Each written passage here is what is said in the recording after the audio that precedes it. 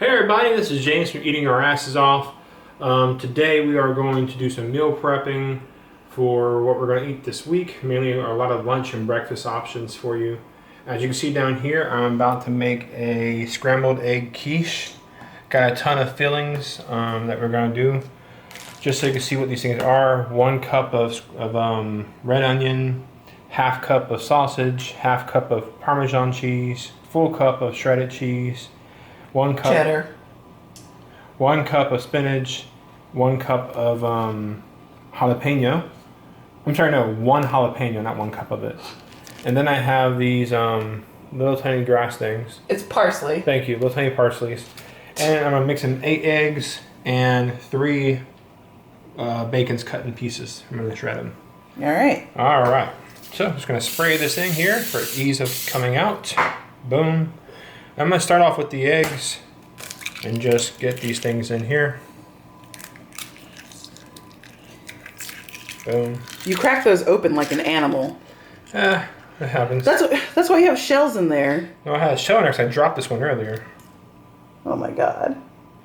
Alright, so that was a lot of eggs. Was it 6? It was 6. We might need more. Might need more? But I think you're right.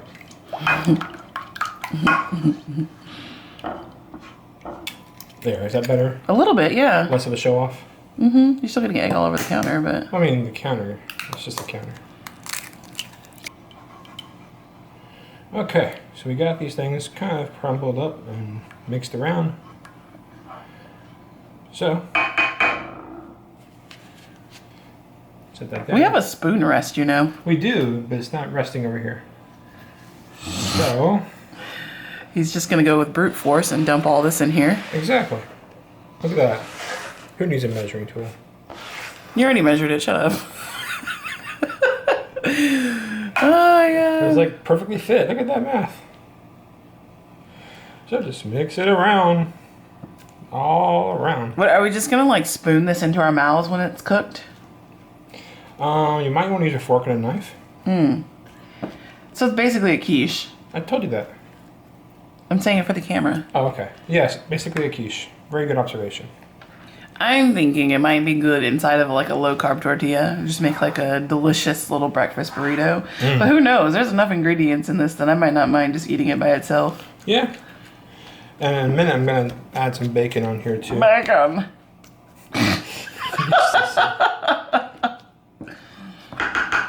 Alright. I'll mix it in.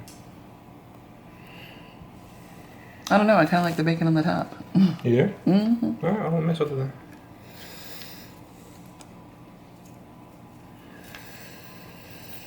then. Yeah, I mean, that's fine, I guess. We might have to make this again in the middle of the week, though. 350, about 25 minutes. All right, so that's the first thing for meal prep. We've also got, you can see, we've got stuff laid on the counter. We've got some chicken breasts. We've got this ham. We're going to cook up some sausages, some spicy Italian sausages. We got some ground beef that's going to be cooked up. He is going to pull apart the rotisserie chicken.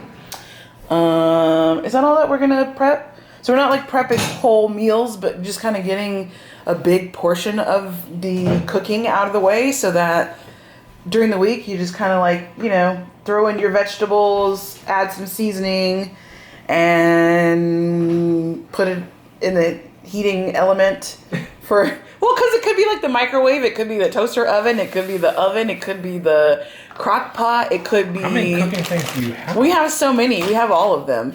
It could go into the, what's it called? The air fryer. So there's like a whole bunch of different things it could go into. This apartment's too small for all those products. Well, that's what we got. All right. James using his wonderful knife skills. You make fun of me. A little bit. You're getting the job done, but it's not the safest way to butterfly. Well, is it butterfly though? Because butterfly, it's still attached, isn't it? Yeah. So it's not really butterflying. And I want to call it spatchcocking just because I like that word. But it's not spatchcocking either. I'm just cutting it in half. Filleting? You're filleting it, right? Yeah. I mean, I know these words. But it just sounds better. I just want to call it spatchcocking, okay? There you go. Even though we all know that that's not what's happening. Mm-hmm. Alright, and he is slicing up the ham. So I just want y'all to know that I'm teaching him knife skills today. He was going to use the fancy knife. He washed it off and everything. And I'm like, wouldn't a carving knife be better? We actually have one of those. So, using carving knife. What are you, how are you chopping this up? You chunking it up for what? So if I want to, I can actually cut it smaller and throw it in eggs and make like a ham omelet. Otherwise, I was actually going to cook it with like chunks of chicken and have like a 3-meat kind of like meal thing. And also, I just like eating ham. So I got like ham snacks. I thought you were going to make like a lunch meat or something. Well, I got the big ones here. I'm going to cut thinner for that. Oh. The ones that are high fat and cut into like little mini fat sticks. Mini fat sticks? Like a fat bomb made of meat. Okay. A meat bomb? Okay, doke. So that's what this pile here is for, is the sandwich meat though. This pile here is just a fatty meat sticks. Gotcha. So now we're moving on to browning some ground beef. If you don't have a cast iron skillet, get you one. They're really not that expensive. I mean, this one probably came from Amazon, I think. After we had an incident with the last one. So James, I've never seen this technique before, but he's basically seasoning the skillet, and he says that it roasts your seasoning for you. So he's got an array of seasonings that he's put in while the skillet is heating up. We've got like pepper, what is that? Cumin, chili powder, garlic powder, pepper, and crushed red pepper and salt. So that's all in there. He's gonna dump in the ground beef, and then he's gonna season the ground beef itself. Yes. With the same exact seasonings that are already in the skillet. Well, by doing it initially, you get a different flavor. Okay. Your seasons are all like pre-cooked, and they got like a smoked flavor to them. I'm not questioning you. I was just explaining what's happening. Oh. And so when I add it in after I drain it, because when I drain it, a lot of that's going to go off. It'll add in some additional flavor. Gotcha. I should explain to y'all that I'm kind of a jerk, so I make him do almost all of the cooking, especially if it's meat related, because I don't like to touch meat. But I'm such a jerk because I criticize everything that he does.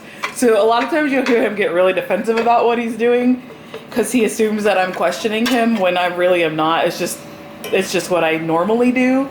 So yeah, just a little insight, because a lot of times people think that we're arguing with each other or we're being mean to each other, but like we're not. Just how we are. It's just how we are. I think mostly because I am a giggler when I'm uncomfortable, and you don't like that. You don't like that I start laughing when it's a serious situation. Well, but that's really just me trying to like soothe my discomfort. I get it, but it just throws me off because like, oh, you're making light of this? Are you making light of this? It makes you angry, and I'm like, I'm not, but like I really can't stop laughing because this is like I can't control myself. That's really what we get in an argument about. Is usually I get uncomfortable and I start laughing, and then he gets mad that I'm laughing. But you know, I'm not laughing at the situation. You are. No, I'm not. I'm laughing to like soothe myself. What are you're salting the chicken? Yeah. Why? Is this one of those things where you're actually asking me, or? Yeah, I'm actually asking you why you're salting the chicken. Flavor. Okay. It's a preservative, so that it kind of stays out a little better. Keeps it helps it break down. Okay, you're tenderizing it. Yes, that's the fancy word. Gotcha. I didn't know if there was like a reason, or you just wanted to put salt on your chicken. No, we're just doing it now just to tenderize it. Season it appropriately. Splashing salmonella everywhere. Well, I mean, yeah, I live once. Yeah. Okay. So it finished cooking. So now I'm just re-seasoning it with fresh seasons to taste. You like it spicy, so I do. I make it spicy. I don't like it in the cast iron because it gives it like a crispness. And you like your meat cooked? I do. Thoroughly. I really do. I don't like anything undercooked. I don't care what animal it came from or how you guys think you're supposed to eat steak. I don't like it. And it's not because I've not tried it. I just don't like it. I like very cheap, very well cooked meat. That's me. Very cheap and well cooked. That's it. Now I'm just going to spoon it into our daily bowls. That's Yeah, we're gonna separate it into lunch-sized portions. Since you're over there, you should show them the sausage too. But we also finished, or the sausage finished in the air fryer. And then up next, the seasoned chicken. We used some everyday seasoning from Trader Joe's, I think, right? Yeah. Yeah. Trader Joe's everyday seasoning is in it. Because it basically has everything that you would put in there. Make sure you take the top off before you start grinding. Yes, James, you have to take the top off before you start grinding, otherwise it won't come out. Almost broke it, actually. It popped. Oh my gosh. So that's what James has been eating some ham that wouldn't fit in its container. This is I can't call it meal prep. I think it's just meat prep. This is the continuation of our meat prep. So we're going to have 4 lunches ready to go. Of ground beef, and then like that is something that I would eat with the guacamole cups, some cheese, and probably like some sour cream and some hot sauce. Like that's a lunch right there. All right, so that is done. That's gonna be ready for lunches. We'll let it cool off before you throw it in the fridge for the week. And now we're gonna cook up the chicken in the cast iron. I'm gonna add some butter to this, let it kind of caramelize, and then throw it in. Ooh, what about our Kerrygold garlic herb butter? I could use that instead. That stuff is good. If you guys haven't seen this, no, that's the regular Kerrygold. We have these little sticks right here. This is, I don't know if you can tell because it's not a full stick. Neither is that one. But these are Kerrygold. It's let's see if it can focus. Not really. It wants to focus on your legs. Yes, it's got the garlic and the herb in there, and it's Kerrygold. I don't know why we have 2 sticks that are open, but whatever. That's how I cook. So he's gonna put that in with the chicken. And I should note that we have some chicken that we separated, and it's being tenderized overnight. Tomorrow it's gonna be cooked with a special recipe that we're also gonna film for you guys. So Natural critical. Sure. I don't. We're making inside jokes from videos they haven't even seen yet. So? Or maybe they will see that video first. I don't know. Whatever.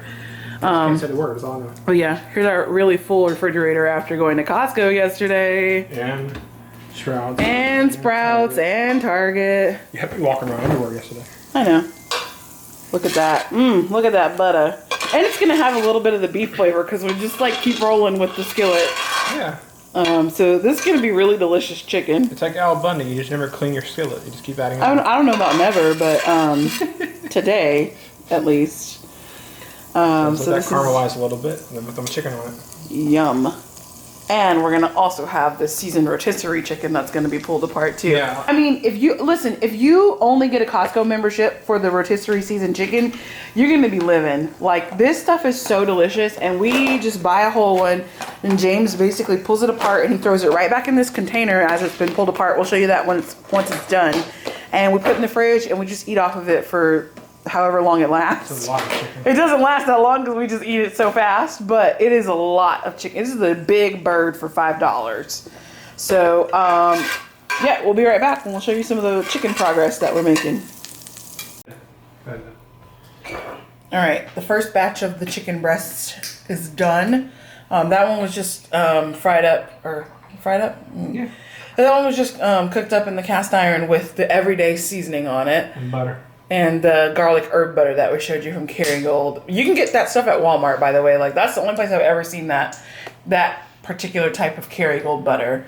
And it's honestly, I think it's like 99 cents a stick. Like it's really cheap. It's crazy.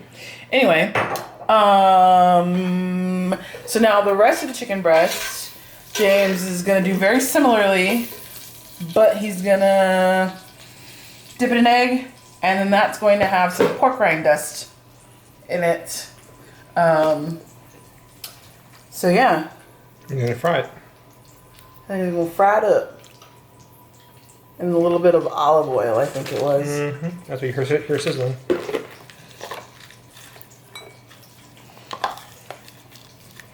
Why'd you want to put pork rinds on this? Get some kind of a crispy texture. I don't like using the baking soda because it doesn't really it kind of changes the flavor, so I'm not a fan of that way. This pork rind dust will not crust very thinly. Yeah, just one little layer. By the way, this is like a super random place in this video to put this, but y'all, it's done. It looks freaking amazing. Like, you look at that bacon. Look at that bacon. Okay, it just came out of the oven like a minute ago. So, anyway, back to the chicken. I want to eat it right now. I'm not gonna lie. Like, it's gonna be hard to wait till tomorrow morning to eat it because I also don't eat breakfast until 10 o'clock. Like, I get to work at 8 and then I do my morning routine or whatever, and I don't eat until 10 o'clock. That's so. it. Can't remember the sizes. All right, so we're gonna cut this into sixths. Sixths. It's hard to say. Sixths. James is gonna cut it into sixths because he's good at maths. Maybe not. That might be a little too big. Yeah. Whatever. I'll just cut diagonally. Oh my god. All right, well, he's good at math, but not necessarily cutting. That's pretty close. Okay. You want to scoop a piece out? Yeah, I was gonna try to show it for the camera. If I actually cut this thing properly. Okay.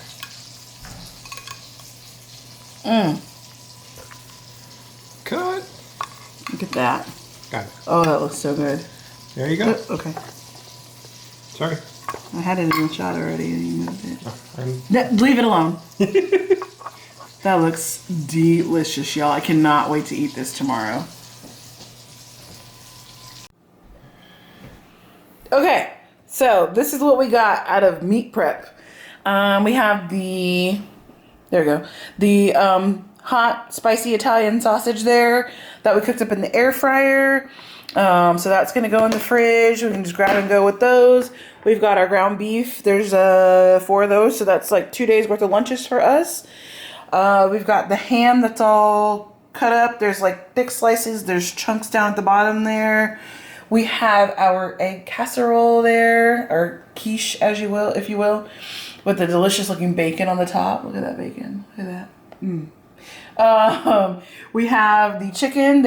I piled it the incorrect way so you couldn't see both of them, but there's the ones that he did with the pork rinds on the top, and then on the bottom there's the ones that don't have the pork rind coating. And then he's actually still working on pulling apart this chicken, but I want to get the rest of this meat stuff in the fridge before it hits the temperature danger zone. So I asked him to just bring over what he had gotten accomplished on it, and there's like more than half the bird left to pull apart still. So, but yeah, that is our meat prep. I think, honestly, altogether, it might have taken an hour and a half to cook all of this meat. If we, in real time, I mean, We were wrong about the egg thing, by the way. we had to stop and film and change camera batteries and stuff like that. But like, if we didn't do all that, if we would have just made it, we could have gotten it done in an hour and a half. The egg bake, how long? 40 minutes. It was 40 minutes. It took 40 minutes in the oven. At 350. So just FYI.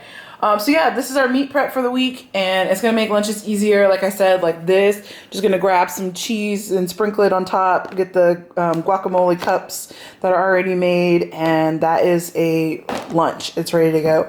Chicken's already ready to go, so we can drop it into other meals. Breakfast, we've already, I don't know if you can tell. Oh, we did it earlier in the video, right? Yeah, you cut it up.